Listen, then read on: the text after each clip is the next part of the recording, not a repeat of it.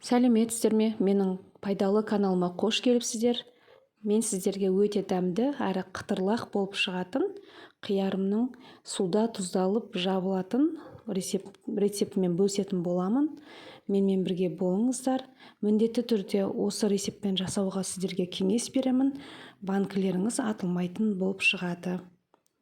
Алдымен қиярымызды 2-3 рет тазалап жуып алып, екі шетін қалың етіп кесіп, осылай таза салқын суға 2-3 сағатқа қалдырамыз. Орташа тәрізді барынша таза піскен қызанағымызды осылай жуып тазалап дайындап қоямыз, азырақ бөлігін. Міне менің банкіме қосатын салмаларымыз барлығы жуып тазартылған. Мен бүгін 3 литрлік және 2 литрлік банкін қолданатын боламын. Алдымен 3 литрлік банкімізге 2-3 дана хрен жапырағын және 3-4 дана свежий укроп салдым. Және 4-5 штук сарымсақ және 2 дана ащы болгар бұрышын салып, оның үстіне қиярымның үлкен бөліктерін алып, тақтап шықтым. Барынша нығыздап қойып шығастар. Арасында ашық жерлеріне майдаларын саластар. Сосын бетіне 1-2 данадан помидор мен тәтті болгар бұрышын саласыздар. Болгар бұрышын мен тек осылай төбесін ғана алып тазалап алдым. Сіздер өз қалауларыңызша турасаңыздар болады, 2-ге 3-ге бөліп. Міне көріп тұрғандарыңыздай мен ірі қара бұрыш салдым. Одан жарты ас қасық саласыздар. Егер де 2 литрлік банка болатын болса,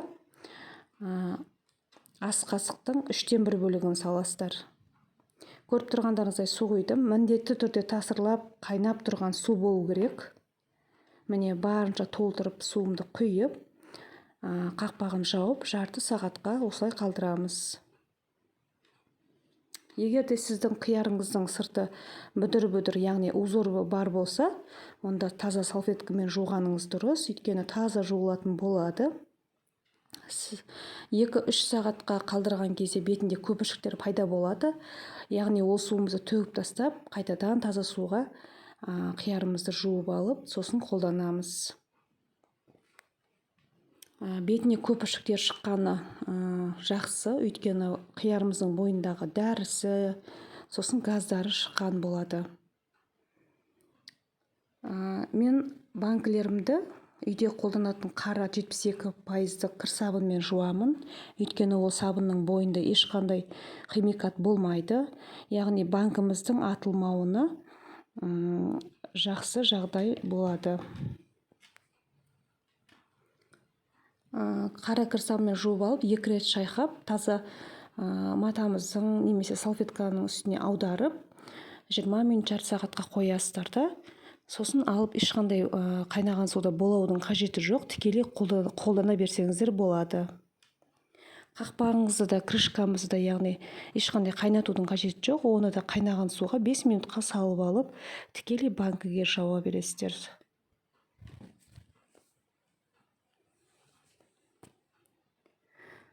Міне көріп тұрғандарыңыздай бәрін салып, мынау соңғы банкіме салдым. Менде соңғы банкіме қиярым аз болғандықтан 2-3 данадан салдым. Қызанақ пен тәтті болгар бұрышын. Өйткені менде барынша банкімді толтыруым керек. Барлық банкіге міндетті түрде тасырлап, отымызда қайнап тұрған суымызды құямыз. Банкіміздің бетіне дейін толтырып құясыздар. Міне жарты сағат өткеннен соң осылай сүзгешегі бар қақпақшамызды жауып, осылай таза ыдысқа сүзіп аламыз. Суымыздың құрамында қара заттар, олар ірі қара бұрыштар. Осылай барлығын сүзіп алып, шайқап сүзіп алғандарыңыз дұрыс, өйткені ішінде қалып қойған суымыз мұздап қалады. Өз суын қайнатып, 2-ші рет осы суды қолданатын боламыз. Сіз бұл суды төгіп, таза су қолдансаңыз да болады 2-ші ретке қайнатқанға. Бірақ кішкене дәмсіздеу болып қалады салатымыз. Міне бәрін құйып алып, оны отқа қайнауға жібердік. Міне менде 3 литрлік 2 банкі, 2 литрлік 2 банкі шықты.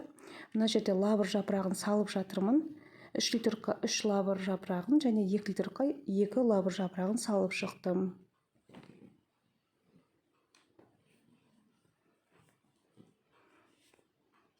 Енді үстіне тұз салып шығып жатырмын.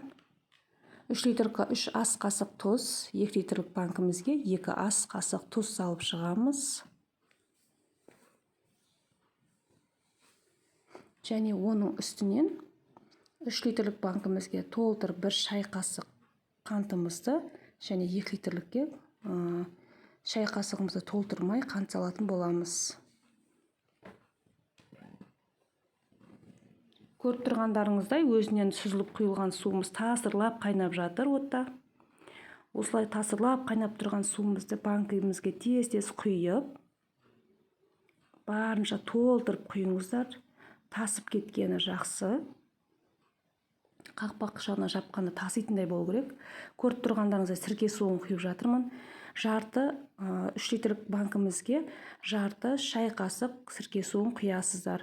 Оның үстінен 1 аспирин таблеткасын салып, қақпақшамызды жауып, банкімізді бұрап жабатын боламыз.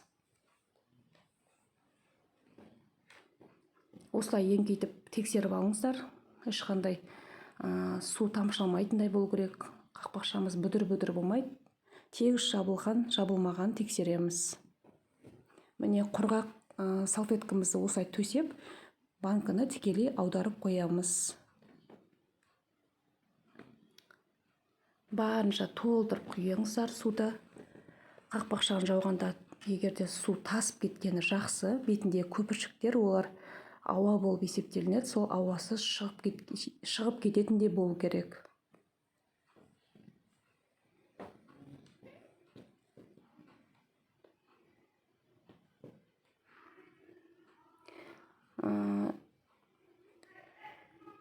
Міне 4 банкімізді, яғни 2 литрден 2, 3 литрден 2, яғни 4 банкіміз жабылып, осылай бәрін төңкеріп, үстіне жауып, осылай 12 сағатқа қалдырамыз.